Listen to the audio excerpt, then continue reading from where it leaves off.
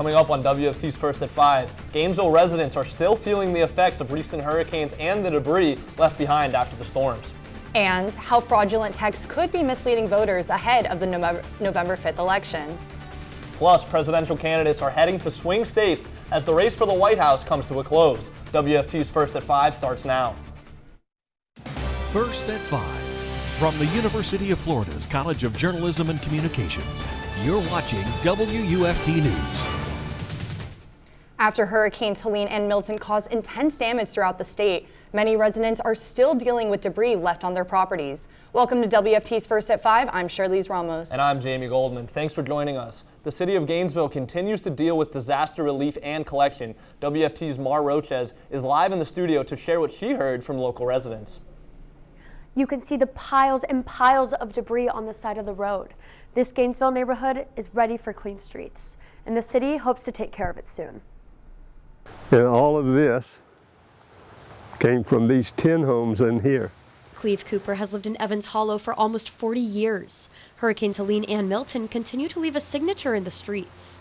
This is unprecedented. Cooper and his neighbors came together after Milton for 5 hours a day over a 4-day period to clear debris and take it to a disposal site. Alachua County created 2 sites in the northwest and southwest regions. However, the other half of Cooper Street wasn't able to remove their debris. My neighbors and myself, as I said, are capable of cleaning. Many people aren't, so they wouldn't have the physical well-being to do that, and so it would be a hardship for them. The worry now, insects, pests, and road hazards before Halloween. The city of Gainesville set up a schedule to provide relief to complete debris removal by Thanksgiving. Until then, this neighborhood will lean on each other. You can count on that around here. We have a great neighborhood. In spite of these storms. Beginning the first week of November, the Public Works Department will implement additional contractor aid to speed up the debris pickup process. Live in the studio, Roches, WUFT News. In Putnam County, a tip in a missing persons case led detectives to a shocking discovery. Detectives were investigating the case of Chad Mullen yesterday afternoon when they began searching for a property near the county line. Along with the forensics team from St. John Sheriff's Office and other help, detectives began to search, dig, and sift dirt from the area, where they eventually found a body. The Sheriff's Office says that they are waiting for autopsy results to identify the deceased and cause of death. Putnam County detectives will continue their investigation. Right now, investigators in Gainesville need your help tracking down a pair of armed robbers. Take a look at this surveillance video from the crime. GPD says the pair went into the extra discount beverage around 10 last night. You can see one of the suspects pointing a gun at the clerk and taking money out of the register. Detectives say the pair took off in a gray Toyota pickup truck. If you recognize either suspect, call the Gainesville Police Department or submit a tip with Crime Stoppers. Fall-like temperatures are settling in with not a drop of rain in sight. Let's get right over to UF forecaster Matthew Clark with how long this weather will be sticking around. Yeah, it's a beautiful day out there right now overlooking our campus cam with those blue skies. A couple clouds off in the background, temperature 80 degrees. It's pretty windy out there as well. Look at that, gusts at 22 miles per hour with winds around 14 miles per hour. Very nice day outside right now. Temperatures for the rest of our area though, 83 degrees in Stark, 83 over in Ocala, and 83 up in Jacksonville. A lot of low 80s in our area. It's a beautiful fall afternoon as we head into this evening. Temperatures are going to drop into the upper 60s before we wake up tomorrow in the mid 60s, around 65 degrees. And tomorrow is Halloween. Happy spooky day. When you're waking up, you're going to be in those low 60s as we're quickly heating up into the 80s by the afternoon. And then when it comes to trick-or-treating tomorrow night, it's going to be a beautiful night. Alachua County residents, beware of fraudulent election text messages. WFT's Jada Ross found out that phony text messages are circulating around the country. Jada joins us now in the studio to tell us what to look out for. It's not uncommon to see fraud and attempts to sway voters during election season. The Alachua County Supervisor of Elections Office has taken to Facebook to warn you not to fall for the bait.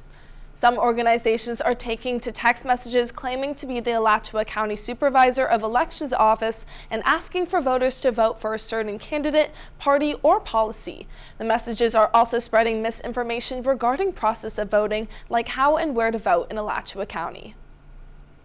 So we've gotten some calls from people saying that they've gotten some text messages, which isn't shocking in an election. You get all sorts of text messages. People are thinking they're from the Supervisor of Elections Office. They are not. Klein says the only text messages voters should be receiving from the Supervisor of Elections office are the ones voters signed up for via ballot tracks. You can visit votealachua.gov or call the Alachua County Supervisor of Elections office if you have any questions about information you've received. Early voting continues until November 3rd, so make sure to get out there and vote if you haven't already. Live in the studio, Jada, Roches, WUFT News. It's been 26 years since Florida voters approved a constitutional amendment to eliminate partisan school board races. Now, all these years later, voters could reverse the course. The proposal, known as Amendment 1, would require partisan school board elections starting in 2026. The amendment has been overshadowed amidst fierce political fights over the other proposed amendments about recreational marijuana and abortion. Supporters of the school board amendment say including party labels for candidates would increase transparency. State Senator Joe Grutters led the effort to put the proposal on the November 5th ballot. This is for the voter. This is for full transparency. And I can promise you, we're way past the idea that these races are nonpartisan. Critics of the amendment argue the proposal is a way for Republicans to consolidate power in a state where they have voter registration advantages in most counties. The proposed amendment comes after controversies throughout the state in recent years about issues like mask mandates and restricting school library books. With only 6 days until the 2024 presidential election, things are heating up as voters hit the polls and make their voices heard. The Alachua County Supervisor of Elections office reports an unofficial number of around 75,000 voters, marking a 45% turnout. Around 47,000 people have voted at an early voting site, and another 28,000 have voted by mail. Over in Marion County, around 117,000 people have voted, with roughly 76,000 early ballots and 40,000 by mail. Data from the Supervisor of Elections offices in each county shows that a large percentage of Alachua County ballots have been Democratic, while more people in Marion County have voted Republican. A Florida teen was arrested for waving a machete at an early voting site Tuesday afternoon. Police said a group of 8 teens, including 18-year-old Caleb Williams, showed up at the Beaches Branch Library in Jacksonville to protest opposing political sides. The Duval County Democratic Party said the young men were carrying Trump flags and the victims were holding Harris Wall signs. They reportedly confronted voters and the situation escalated, with Williams waving a machete at 2 older women. The group was there for no other reason but for ill intentions to cause a disturbance. This is not an incident of solely a First Amendment protected right, but rather one where they were simply there to cause a ruckus. Williams was arrested on multiple charges, including aggravated assault. Thankfully, no one was hurt. The other teens have not been charged, but the investigation is ongoing. WFT and WRUF have you covered on election night. Tune in to Cox Channels 5 and 6 for live team coverage of local city and county races, state amendments, and the race for the White House. Our coverage begins when the polls close on November 5th at 7 p.m. And if you can't get to a TV, you can listen in at FM 89.1 and 90.1 in addition to WFT.org. Here in Gainesville, the University of Florida is making strides with some pretty big technological advantages, from medical equipment to AI developments. Coming up, we'll share how the university is promoting innovation with new cancer screening technology and interactive AI conference. You're watching WUFT-TV News. The future of technology is on display at the University of Florida. UF's 3rd annual AI Days shows how artificial intelligence is transforming the world. UF AI Days attendees see the newest innovations up close through the interactive workshops and student competitions. It's an opportunity to raise awareness about benefits of AI use in everyday life. This year focuses on AI's impact across industries, including ethical AI and workforce readiness. AI has the potential to help everyone. If you build AI ethically and equitably, it has the potential to really help those that are disadvantaged in some ways. Event organizers say that UF is a leader in artificial intelligence in Florida and the nation. Participants leave with new inspiration and the ability to use AI to influence the future. A new mobile unit is making cancer screening easier and more convenient than ever before. UF Health unveiled its mobile cancer screening connector during a ribbon-cutting ceremony. The bus houses equipment to check for multiple types of cancer in North Central Florida. It offers a range of services, including breast, cervical, colorectal screenings. UF Health Director Dr. Jonathan Leeks says he's hoping it benefits the community. Well, we're hoping to make a dent in the low rate of screening for breast cancer in our region. We're hoping to engage the public and understand what they're looking for to help alleviate the burden of cancer in their communities. Dr. Leek says the connector will provide screenings to people who don't have access to them. Nearly 1,500 acres of land in Columbia County are protected thanks to the Florida Department of Environmental Protection and the Alachua County Conservation Trust. The organizations work together to help a local family protect the land, which they have owned for generations. The land is part of the Ocala to Osceola Wildlife Corridor and is an important link between the Suwannee River and the Pinhook Swamp Conservation Area.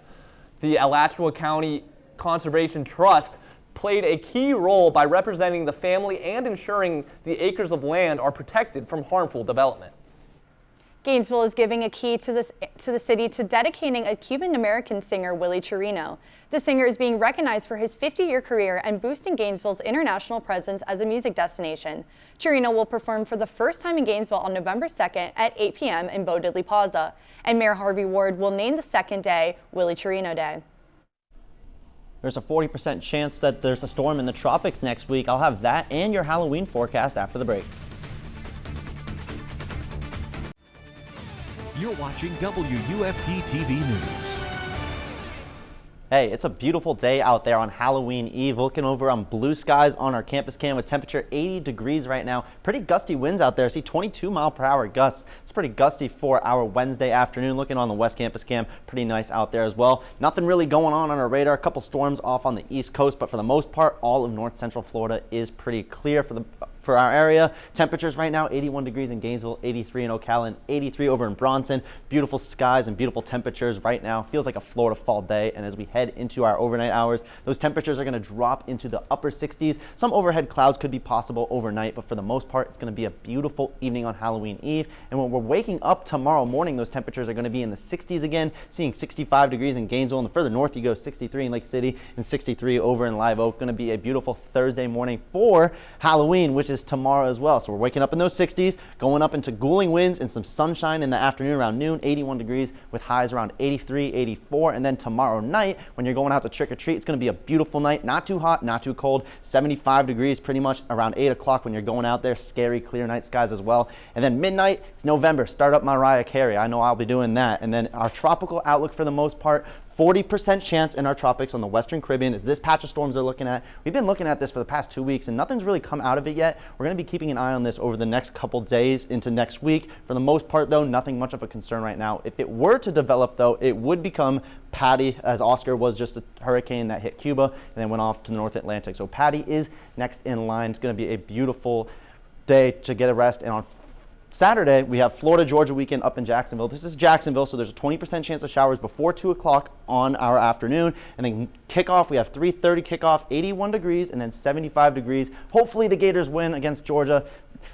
It's Georgia. They're pretty good, let's be honest. Here for our weekend, though, in Gainesville, temperature is going to be pretty much the same. Those rain chances are going to be lower here. Jacksonville is going to be a little bit higher. 81 degrees on our Sunday, pretty much highs in the 80s. It's going to be a beautiful weekend here as well. And so tomorrow, we have Halloween on our Thursday with highs reaching around mid-80s, lows in the 60s. Beautiful night to go out and trick-or-treat. For the rest of the week, though, those temperatures are going to be off in the 80s, 84 pretty much across the board, and those lows are going to be in the 60s as well. Well, coming up in sports, we'll look into the first Gators women's basketball game of the season, plus where the Florida-Georgia game will be relocated for the 2026-2027 season. You're watching WUFT-TV News. I'm Anna Tsemba here with your scoop on sports. We are days away from one of the biggest games in Gator football season. Florida versus Georgia. While this weekend's game is set in Jacksonville, Gators head coach Billy Napier confirmed today that the annual matchup will be relocating. The 2026 and 2027 season will be moved to Atlanta and Tampa as the Jacksonville Jaguars begin their $1.4 billion renovations at Everbank Stadium. In 2026, the game will take place at Mercedes-Benz Stadium, and in 2027, the matchup will be at Raymond James Stadium. The series has been played in Jacksonville since 1933, with the exceptions of 1994 and 1995, when the Gator Bowl was being prepared for the Jags' first NFL season. The project is scheduled to be completed by 2028, thus the outdoor cocktail party returning for many years to come. The Florida women's basketball team is launching their 2024 season tonight. WUFT's Ben McLeish is outside the Exact Tech Arena for more about this game. It's a historic year for Florida women's basketball as the Gators begin their 50th season tonight with an exhibition match against Flagler College. And it should be a memorable season for the Gators. Last year, they were unable to make the March Madness tournament and they were knocked out of the first round in the WBIT.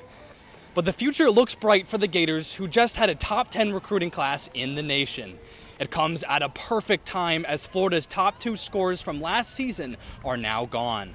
The new-look Gators will aim to advance to March Madness for the first time since 2022, but the road to March all starts tonight.